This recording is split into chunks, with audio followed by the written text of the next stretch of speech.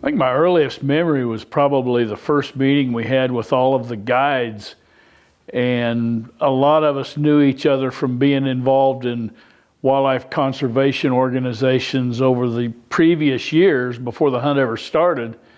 And Marv put out something. I'd been involved with the chamber and had gotten to know Marv in the short time he'd been here. And he called and he said, hey, we're gonna have a turkey hunt in Butler County, and why don't you come down and check it out and see what you think. And I'd hunted turkeys since the first season, and in the early days, if you could hear a turkey, that was a successful hunt. Yeah, I didn't kill a turkey until probably the second year of the hunt. Mike Hayden, Mike knew a little bit about turkeys, and he was the biggest turkey in the group, so he's the one that got this thing started. But the biggest part of us had really not figured out that big, magnificent bird yet. Hunting was our common denominator, and it pulled us all together, and it became like a family reunion, year after year after year, getting together to chase that bird. One of the proudest things that out of this was I was the only guide to guide 3 different hunters to the top gun. Sean Vigory was the first, and I believe Sean was head of the National Wild Turkey Federation that year. And then Buddy Melgus, who was Bill Koch's helmsman during the America's Cup, was the second one that I guided. And then Bill Koch was the third top gun that I guided. Sean's been gone for a few years. Buddy and Bill are both getting up in their years. But I stay in touch with Bill quite a little bit. I've talked to Buddies, tried to make contact with him. We've just been playing phone tag, but had some great memories with those guys. I guided another guy who was quite a prankster, and we doctored up a Jake, and the bird ended up scoring, I think, 183. And we took a squirrel's tail and taped it to his beard and 60 penny nails and taped it to his legs for spurs, and we doctored him up pretty good. And then to top it all off, there was a lady here that was doing interviews, and Bill was off talking to some different people, and she asked me about the hunt, and I told her, we had a great hunt and killed a magnificent bird, and she knew nothing about turkey hunting. She said wanted to meet Bill, so I brought him over, and we started going through this hunt, and he conjured up a story, and I won't go into it. It's a pretty lengthy story, but at the end of the story, she signed off on a radio program, and that was the first time he realized that it was on the air live.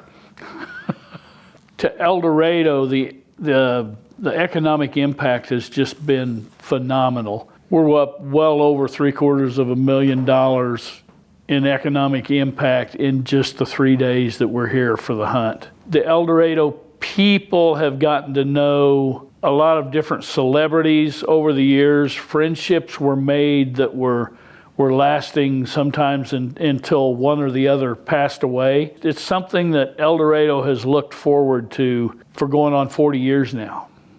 I guided a lady one year, and she had only hunted turkeys once, and it was the week before she came to our hunt. She was a country western singer. I had everything set up, and we had about 60 birds surrounding our blind, and I used to just brush in blinds back then, make them out of natural vegetation.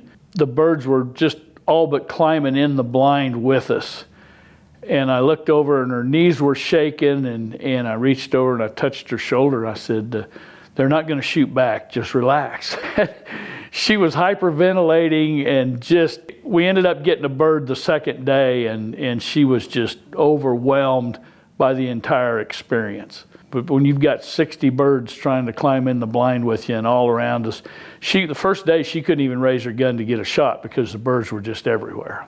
A lot of us got involved in this at the same time, and there's still a few of us left that were involved in the first hunt and have stayed with it year after year after year. So those friendships just got stronger over the years. The year after Bill Koch won the America's Cup, I had the opportunity to guide either him or Jim Zumbo, and I had met Jim a few times previously. He was an outdoor writer and editor, I think, for Outdoor Life magazine at the time.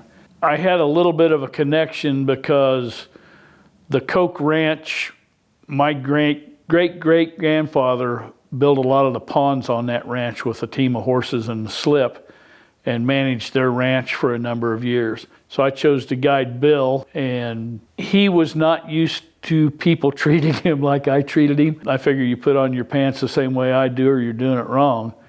And he appreciated that. He was just another one of the guys, just another hunter as far as I was concerned. And he and I developed a relationship that's still going on today.